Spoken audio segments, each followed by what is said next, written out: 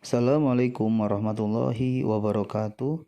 Saya Muhammad Rijal Selamat akan menjelaskan tentang konsep berpikir positif. Menurut para ahli, mengungkapkan bahwa cara berpikir positif akan menjadikan individu selalu optimis dalam menghadapi segala hal, sehingga tidak ada rasa cemas atau takut untuk menghadapi masa depan. Menurut Rahmahana, yang membentengi rasa menyalahkan diri sendiri, perasaan cemas, dan menyakiti mental lainnya adalah pola pikir selalu positif. Baik, selanjutnya adalah pembahasan. Dalam pembahasan ini ada 5 yang akan dibahas. Yang pertama, berpikir positif. Yang kedua, penalaran dialektif. Yang ketiga, toleransi ambiguitas. Yang keempat, melihat situasi. Dan yang kelima, identifikasi masalah. Yang keenam, latihan berpikir positif. Baik, 1. Konsep berpikir positif. Penjelasannya adalah konsep menurut etimologi, yaitu diberikan arti ide, rancangan atau akal yang digunakan sebagai sarana untuk memahami sesuatu. Kemudian berpikir.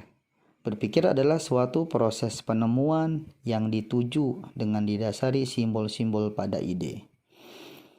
Adapun pengertian positif adalah sesuatu hal yang bersifat nyata, jelas, pasti, kebaikan, penataan, penertiban, dan mengandung manfaat. Kesimpulan dari penjelasan konsep berpikir positif yaitu konsep berpikir positif menurut Dr. Ibrahim El-Fiqi mengungkapkan bahwa suatu tahapan proses yang didasari dengan rasa optimis dalam diri individu ketika menghadapi masalah, menghadapi orang lain dalam kehidupan, dan memberikan sugesti positif pada diri sendiri agar tercapainya pikiran yang positif. Baik, selanjutnya yang nomor 2 adalah penalaran dialektif. Arti penalaran adalah proses berpikir individu untuk menetapkan kesimpulan atau pernyataan dari suatu data yang dianggap benar dan valid. Kemudian bahwa dialektika merupakan pengamatan terhadap suatu argumentasi yang dianggap tidak pasti kebenarannya atau suatu model berdebat yang muncul di era Zeno dan Citium. Sokrates mengungkapkan bahwa dialektika adalah suatu cara untuk mengambil kesimpulan dengan model berdialog, yaitu melakukan kegiatan komunikasi dua arah antara komunikator dan komunikan dengan tujuan mendapatkan hasil atau solusi yang diharapkan. Selanjutnya, toleransi ambiguitas. Toleransi adalah suatu ungkapan diri terhadap perbedaan orang lain dengan cara menghargai atau memperbolehkan dalam perbedaan dari segi keyakinan, pendapat, tindakan, rencana, dan lain-lain. Ambiguitas adalah kegandaan arti kalimat yang diucapkan oleh si pembicara sehingga meragukan atau sama sekali tidak dipahami oleh si pendengar.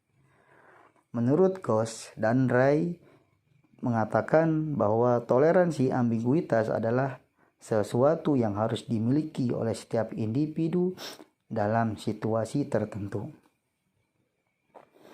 Selanjutnya nomor 4 yaitu ketajaman melihat situasi. Definisi atau pengertian situasi adalah istilah penyebutan suatu keadaan masyarakat dalam lingkungan sosial. Jadi situasi itu merupakan istilah suatu keadaan. Istilah suatu keadaan yang ada di lingkungan sosial masyarakat. hubungan berpikir positif dengan ketajaman melihat situasi adalah proses berpikir positif di saat dihadapkan dengan suatu keadaan lingkungan yang tidak sesuai dengan yang diharapkan, sehingga peka dengan situasi yang dihadapinya.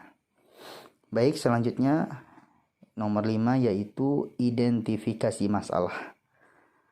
Penjelasannya, mengidentifikasi adalah suatu kegiatan seseorang dalam pengumpulan data berdasarkan penelitian, penerimaan informasi, dan observasi di lapangan, yang kemudian dikumpulkan data tersebut melalui tulisan.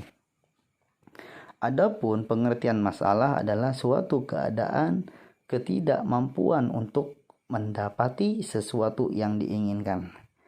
Kesimpulan dari identifikasi masalah yaitu suatu kegiatan individu dalam penelitian terhadap sesuatu masalah, kemudian hasilnya dikumpulkan berdasarkan data-data yang valid.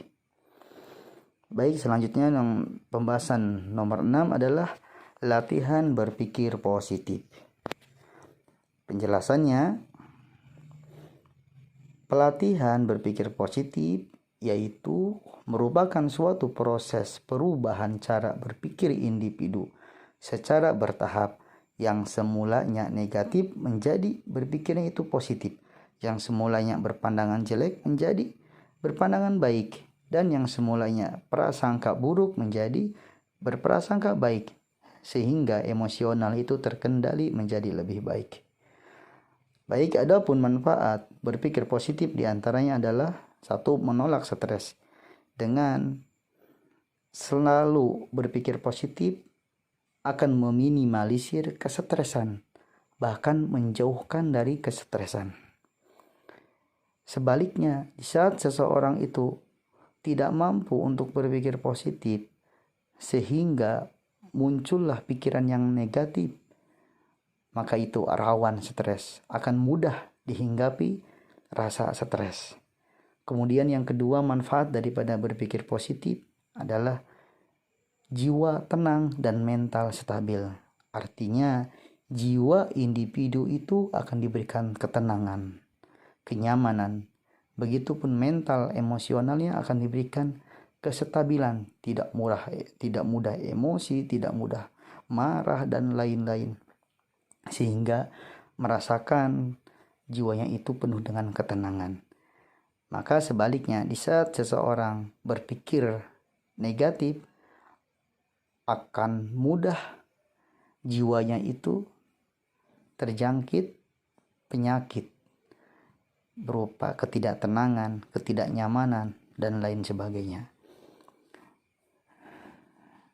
Baik, selanjutnya manfaat berpikir positif yang nomor 3 adalah menolong orang lain dengan motivasi. Karena selalu berpikir positif sehingga memberikan energi yang positif pada diri sendiri. Di saat mampu memberikan energi positif pada diri sendiri, akan sangat mudah memberikan energi positif kepada orang lain. Maka manfaat berpikir positif yang ketiga itu menolong orang lain dengan cara apa? Memberikan motivasi yang terbaik untuk orang lain. Kemudian yang nomor 4 dari berpikir positif, manfaatnya adalah bersugesti positif. Selalu dan senantiasa memiliki sugesti yang positif. Baik sugesti itu diberikan untuk diri sendiri ataupun diberikan kepada orang lain yang membutuhkan sugesti positif. Dan yang terakhir, manfaat berpikir positif yaitu semangat hidup. Hidupnya akan penuh dengan berarti, akan penuh arti, akan lebih bernilai. Baik, selanjutnya yaitu latihan berpikir positif. Ini ada beberapa yang saya cantumkan, yang diantara dari banyaknya cara-cara latihan berpikir positif, yaitu diantaranya selalu tersenyum. Maka diusahakan setiap hari, setiap saat, di saat ketemu dengan orang, selalu tersenyum. Karena dengan tersenyum itu menandakan kebahagiaan, akan memberikan sugesti kepada diri kita sendiri, selalu bahagia dan mensugesti orang lain yang melihat senyuman kita pun agar selalu berbahagia juga. Dan yang kedua, bersyukur. Syukur itu merupakan tanda ya menerima atas nikmat dari Allah Subhanahu wa taala. Dan yang ketiga, bersabar. Sabar ini merupakan tanda seseorang itu mampu bersyukur. Sabar atas apa yang telah dikehendaki. Sabar dengan bencana-bencana, ujian-ujian yang dihadapi. Maka dengan kesabaran itu akan memberikan energi positif pada diri individu. Yang keempat adalah wajah ceria, tidak musam. Itu cara latihan agar berpikir positif, memberikan pengaruh positif pada diri. Dan yang kelima, membayangkan masa depan baik. Jadi jangan ditakut-takuti masa depan suram, masa depan tidak cerah. Maka rubahlah pola pikir kita, harus membayangkan bahwasanya masa depan kita itu baik, masa depan kita itu cerah, masa depan kita itu penuh dengan harapan. Itu diantara contoh-contoh latihan berpikir positif, yang masih banyak contoh-contoh yang lainnya. Baik, kesimpulan dari semuanya, yang pertama adalah hubungan pikiran positif dengan penalaran dialektif, yaitu proses berpikir positif di dalam mengamati suatu kejadian yang belum jelas dengan tujuan untuk mendapatkan data valid. Selanjutnya, hubungan pikiran positif dengan toleransi ambiguitas adalah cara berpikir positif dalam merespon perbedaan dari segi kata atau ucapan yang tidak sesuai dengan apa yang dimaksud, disebabkan kesalahan dalam pengucapan. Selanjutnya, hubungan berpikir positif dengan ketajaman melihat situasi adalah proses berpikir positif di saat dihadapkan dengan suatu keadaan lingkungan yang tidak sesuai dengan yang diharapkan. Selanjutnya, hubungan berpikir positif dengan identifikasi masalah adalah proses berpikir positif di saat mencari atau mengamati suatu kasus yang dianggap bermasalah dengan berdasarkan selalu optimis dalam bersikap. Selanjutnya, hubungan berpikir positif dengan contoh latihan berpikir positif adalah suatu kegiatan pengenalan cara untuk dapat selalu berpikir positif dengan banyaknya permisalan. Cukup dari saya, Muhammad di Jalan Selamat. Terima kasih atas perhatiannya. Akhirul kalam. Wassalamualaikum warahmatullahi wabarakatuh.